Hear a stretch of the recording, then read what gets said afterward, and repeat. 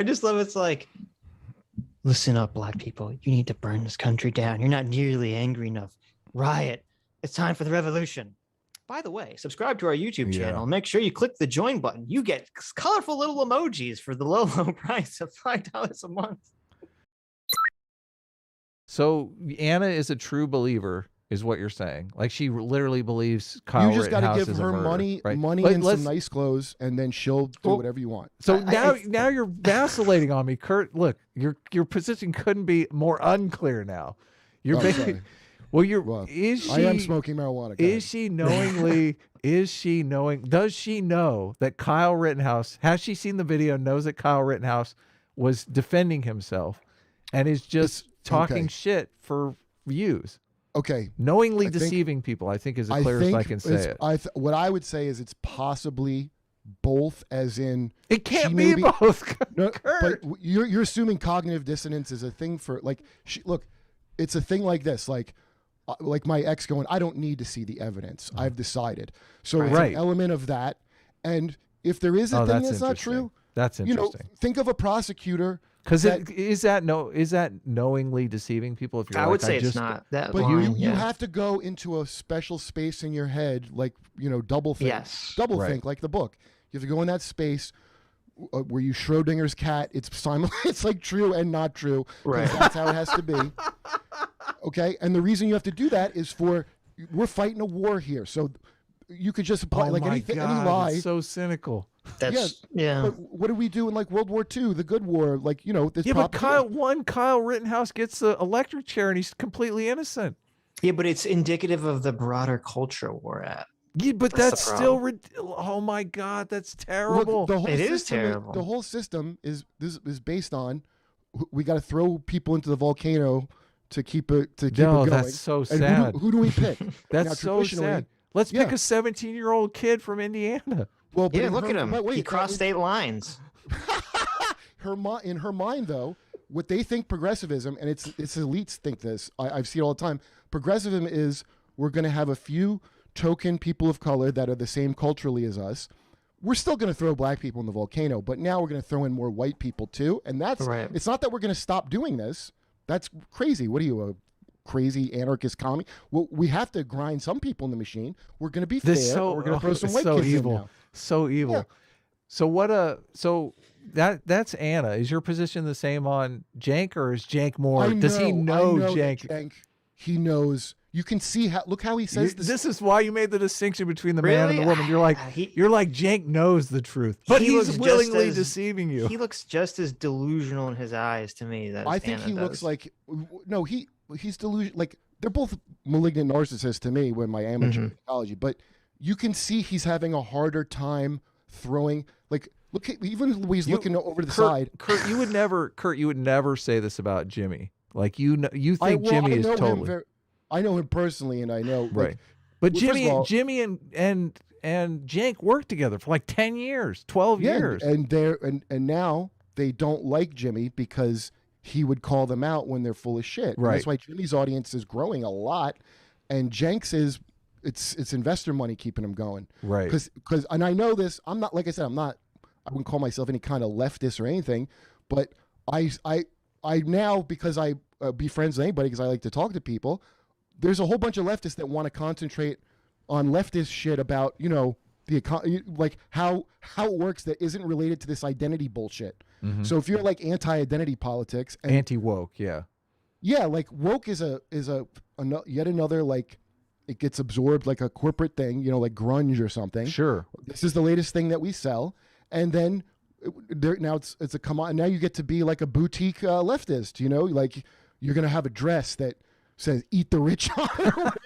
But though, to be fair, isn't Jimmy also falling prey to the same financial pressures, not from donors but from his own audience? Because like with the what? Well, what was it? The stop the vote. That was the big thing. Push the vote. Yep. That thing. Like if Jimmy starts to push that, and then all of a sudden his numbers explode because he's tapping that audience, and obviously he's going to lean into that way more.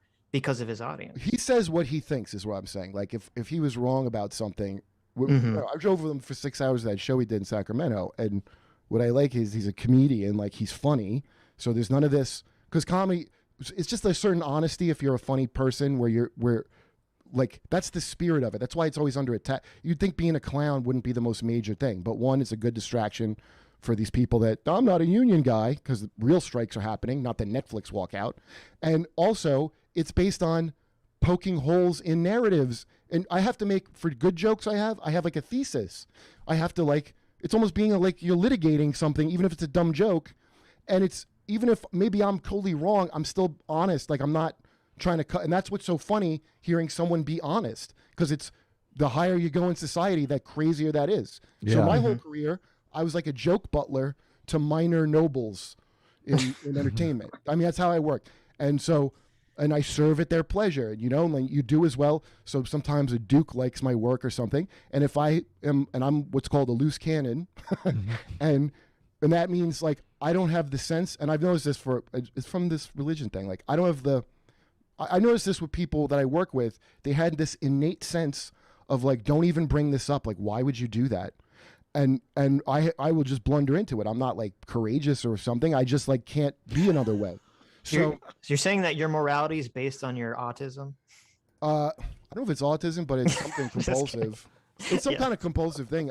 But what amazes me is I've been through all this. Cenk, by the way, did the same bullshit to me. I mean, didn't have the stakes of Kyle Rittenhouse.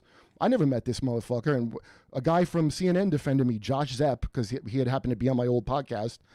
And he doesn't know anything about me or know that he knows the official narrative to push. Like Jimmy isn't picking stuff to pander to something that they think he needs to hold on to. It's stuff he thinks. Right. You know? So, well, that's the question that we're asking. Go ahead. Well, Sitch. I don't know. I still think Jimmy believes a lot of batshit crazy stuff. I mean, I don't think he's lying about it. Well, yeah, but that's the difference between a grifter. And then what happens is they'll call him, Jimmy's alt-right. I don't know if you guys thought he was a crazy leftist. He's actually alt-right and part of the alt-right pipeline. Oh, wow, I didn't know that, no. If you read the Daily Beast, and the guy that wrote it is an ex-Republican that used to do marches for war at his school. And now he writes establishment stuff against Jimmy and calling him a right-wing maniac. Anyone who's anti-woke, you can be as progressive as can be, but if you're the slightest bit anti-woke, they're going to call you, far-right Nazi. Why do you think they do that?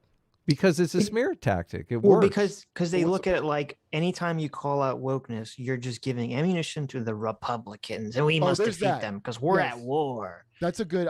You're right about that. But the other part is, people like Cenk are like wealthy, or people I know that are like actors and dippy Hollywood people. It's an easy way. I'm not giving anything up really. Even if they're like, hey, tax me. No, they're not going to be upended with this progressive revolution. It's like Radical Chic, that Tom Wolfe book where the rich people invite the Black Panthers over and they're like, oh, yeah, terrible. It's just like, if you went to college, all these people like that are preaching like, critical race theory horse shit.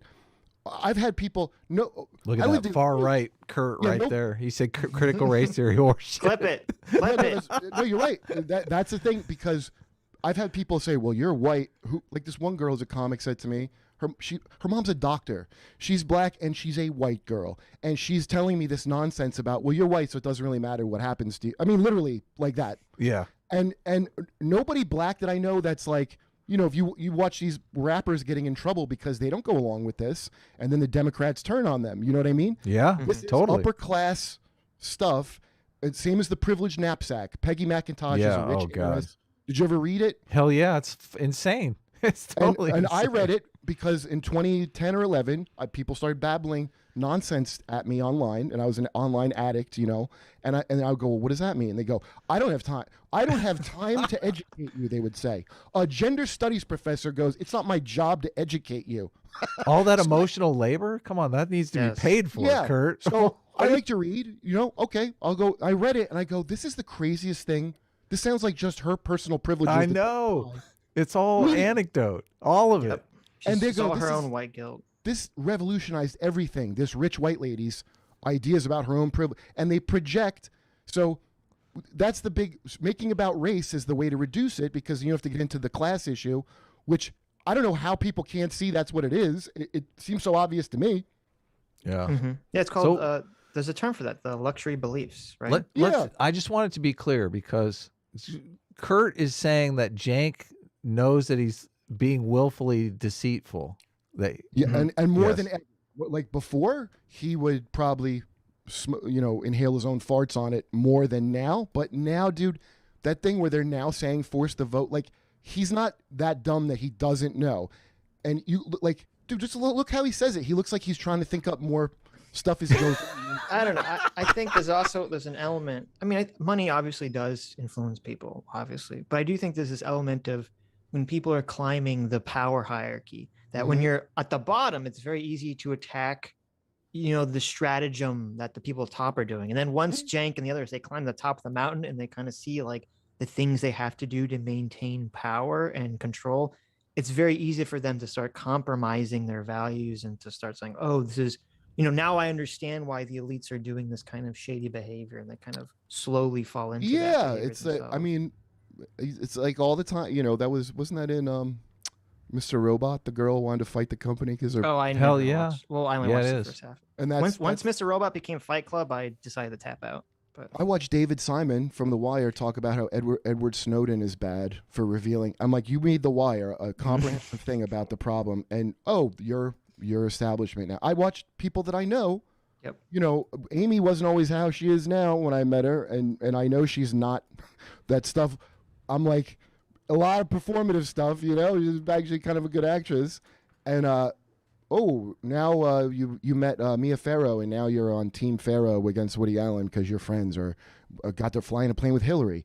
There's a self-importance that comes as you get bigger, and then like the people, I call it the comedian serious Jonah Hill period. They all have to go through, and that's where you go. Oh, I have a platform, and that's where they start believing they should blather about every little thing as if anybody asked them. Where's Jank on that hierarchy though? Because he's got to be somewhere in the middle. Let's watch some more of the video. Oh, video? We were watching a video. Okay, let's get back into the video. Bravo! Way to go, murderer! Yeah. But so if you're on that jury and it turns out, hey, one of the guys that Kyle Rittenhouse had not done anything, didn't start anything, and one of the guys in the crowd pointed a gun at his head, and then he turned around and actually defended himself, then you should let him go. Then he's not guilty. That is actually self-defense, if that's what the evidence shows. So far, we have public evidence. It is not what it shows. It is not at all what it shows. What? Well, first of all, this is so bizarre. Because the third person did point a gun at him, literally, and Kyle shot him in the arms. So that is exactly what the evidence shows. But why does it even have to be that? How come there's like this weird cognitive dissonance loop that people attacking Kyle get into, where you're like, well, if you look at the video, I mean, yeah, Kyle's open carrying, and a guy's chasing him and tries to grab him. Like, what do you mean? They're like, yeah, but he's still unarmed. He's an unarmed person who's crazy enough to chase down an armed person and try to grab a gun out of his hands. Okay. Obviously the guy with the gun's going to turn around and shoot him. Like it's so bizarre, this cognitive dissonance loop that these people go into, where they refuse to accept this. They say, well, unless Rosenbaum had a gun, and Kyle's not justified. Because you have to accept, if this is a load-bearing narrative for the overall narrative. This is their support column. And I know, familiar with this from religion, like if you don't think that Adam sinned and Jesus is the fulfillment of that prophecy, you just think Jesus was like a nice guy or whatever, you're pulling all the crap in it that I don't like from my religion. You can't pull out the myths as not being true. The whole thing will fall apart. Right. So they've built a house just like this, and so people instinctively know. You could have never talked me out of being a Jehovah's Witness. I had to be disappointed in it when it didn't help me when it should have, and that's what these people are like. Instead of your morals coming, your politics coming from your morals, now they've having a system where your politics are your morals. So if you're in politics, you're evil, and then they lie, like you watch somebody, the same contortions you watch somebody do to make it true that there were dinosaurs on Noah's Ark. That's what they have to do. I don't think he's a true believer because of how pathetically he's doing this. I'm leaning towards that. You're winning me over, Kurt, because this performance. He keeps leaking out that he kind of does know the actual situation here. Yeah. Much like Kyle Rittenhouse evidence, it's on tape. when you're talking to your friend who doesn't know, who's just heard CNN, like they do give you that, well, I don't want to watch, I don't need to see the video. Like they don't know the circumstances of the situation. But Jank I mean, it seems kind of like he does know the circumstances. He 100% does. Hi, you just listened to a clip from the Sitch and Adams show. If you like what you heard, you can listen to our live show right here on this channel on Sunday, starting at 1 p.m. Pacific, 4 p.m. Eastern. And if you want, you can super chat us. We read $20 and up super chats on the show and then do a follow-up stream on the following Tuesday where we read the rest of the unread super chats and interact with fans of the show. Subscribe to this channel right here to listen to the live show or to listen to more of our awesome clips.